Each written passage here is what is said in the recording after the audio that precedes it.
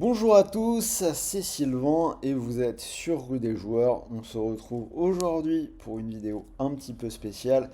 Conseil Paris, nous allons parler de la NBA. Donc les playoffs sont actuellement en train de battre leur plein. On arrive au stade des finales de conférence, encore pas mal de matchs et après on aura les finales NBA. Donc dans cette vidéo, je vais vous donner mes meilleurs conseils pour parier correctement sur la NBA. Mais avant que je commence, n'oubliez pas de vous abonner à notre chaîne, vous activez la petite cloche de YouTube et vous recevrez une notification à chaque fois que nous sortons une nouvelle vidéo. D'ailleurs, vous avez d'ores et déjà Axel qui vous fait les pronos NBA plusieurs fois par semaine. Donc, si vous ne les avez pas encore vus, allez jeter un petit coup d'œil dessus avec son pote MZ. Ils analysent tous les matchs. Alors ceci étant dit, donc on va commencer à parler un petit peu NBA. Donc bien évidemment, vous avez une large variété de paris sur chaque match. Moi, mes préférés, ça reste quand même les plus simples, c'est-à-dire le 1 N2, quelle équipe va gagner. Le spread, donc c'est-à-dire le handicap. Donc là, par exemple, on a une finale de conférence entre Boston et Indiana. Donc si le spread est de 6, ce serait Boston gagne de 6 ou plus, ou Indiana ne perd pas ou perd de 7 ou moins. Donc voilà un petit peu. Après vous avez les paris joueurs, plus de X points, de X rebonds, de X passes. Donc, voilà un petit peu le panorama de ce que vous pouvez faire. Alors mon premier conseil pour bien parier sur la NBA, pour bien parier tout court d'ailleurs, c'est valable pour n'importe quel sport. Ce sera vraiment formez-vous, essayez de regarder autant de matchs que vous pouvez.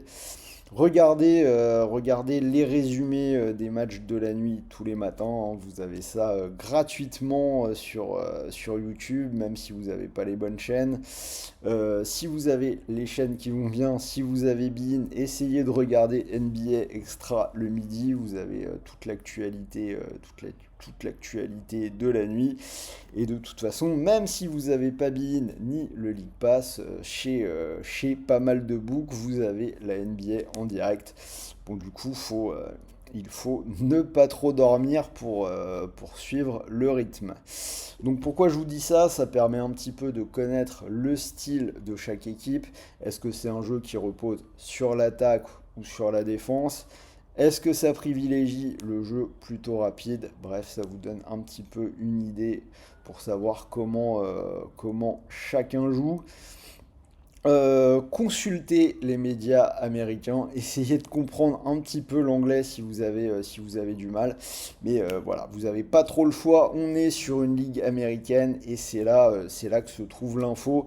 Essayez, si vous le pouvez, de lire les interviews, les conférences de presse d'après-match, histoire de sonder un petit peu l'état d'esprit des vestiaires.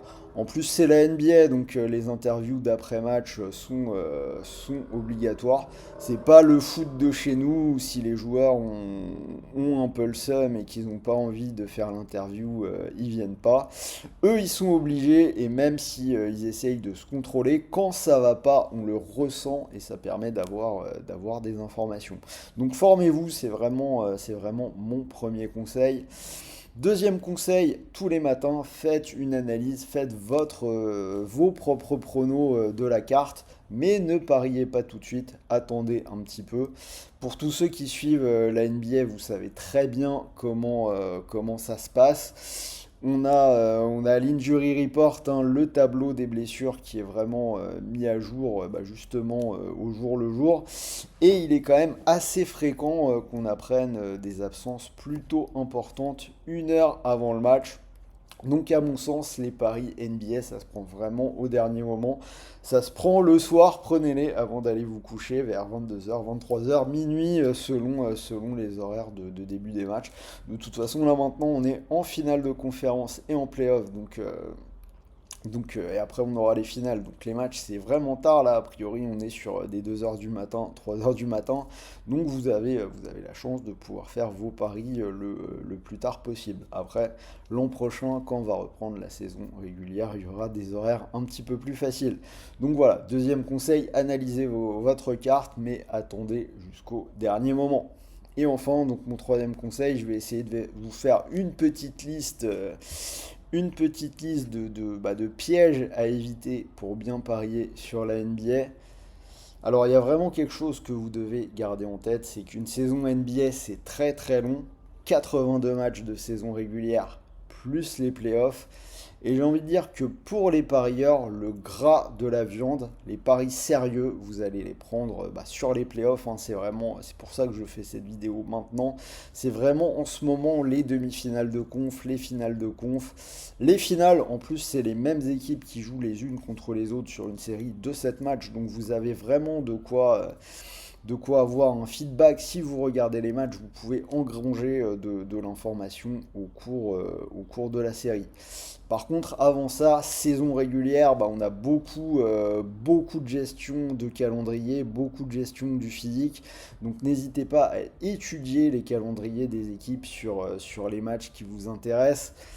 Est-ce qu'on parle d'une équipe qui va jouer un back-to-back, c'est-à-dire qui joue 2 matchs de suite? Est-ce qu'on est sur un road trip, c'est-à-dire une longue série de matchs à l'extérieur?